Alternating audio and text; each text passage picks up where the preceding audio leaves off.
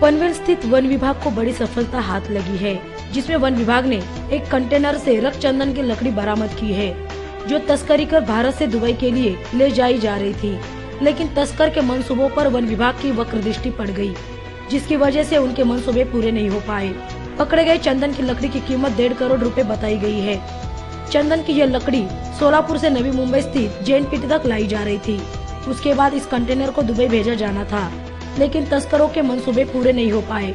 इस तस्करी के प्रमुख सरगना की जानकारी वन विभाग को नहीं लग पाई है, मगर ट्रेलर चालक और क्लीनर को गिरफ्तार कर लिया गया है।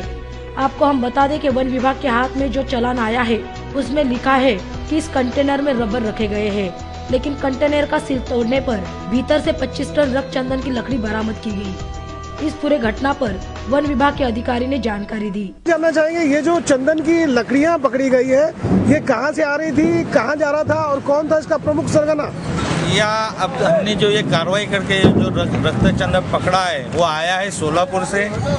जो फैक्ट्री का नाम है Gujarat reclaimed and rubber products limited, और जा रहा था वो Dubai Alquisis industries LLC Dubai UAE में ये ट्रांसपोर्ट होने वाला था। लेकिन इसमें जो ट्रांसपोर्टर की जो यादी है, बिल है, उसमें रबर के टुकड़े हैं ऐसा लिखा हुआ है। लेकिन असल में हमारे जो खबरी ने हमें जो इन्फॉर्मेशन दी थी, उसके मुताबिक इसमें रक्तचंदन के लकड़े भरे हुए हैं, ये तो पक्का था।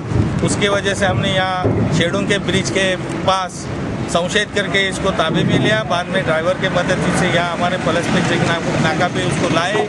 उसका सील जो था, जो कस्टम ने किया था, वो वेल्डिंग के मदद से हमने तोड़ा और अंदर जब देखा तो बहुत सारा रक्तचंदन है। उसका वजन कम से कम लगभग 22 से 25 टन हो सकता है। और जो हमने माल और जो गाड़ी पकड़ी है, उसका कीमत 1.5 करोड़ तक है।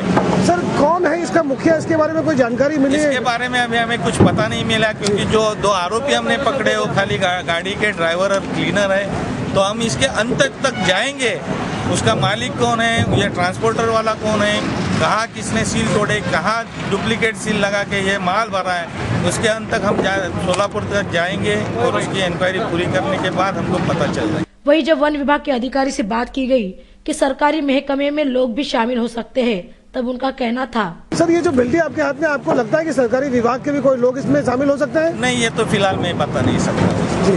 सर, लाल चंदन की लकड़ियों पे बैन है, इसके बावजूद इस तरह की कार्रवाई हो रही है? हाँ, लाल चंदन पे महाराष्ट्र में ट्रांसपोर्ट या तोड़ने के लिए बैन है, तो उसके लिए परमिशन निकालनी पड़ती है, वो इसके साथ नहीं है, इसके लिए ये कार्रवाई। फिलहाल वन विभाग दावा कर रही है कि तस्करी करने वाले तस्कर तक हम पहुंच जाएंगे।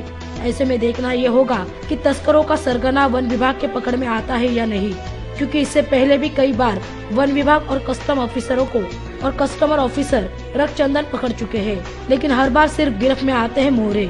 अब वन विभाग ये कह रही है कि फिलहाल वन विभाग के कार्यवाही कंप्लीट होने के बाद ही पता चलेगा कि तस्करों तक वन विभाग पहुंच पाते हैं या नहीं। करनाला टीवी के लिए गोपाल शाह की रिपोर्ट।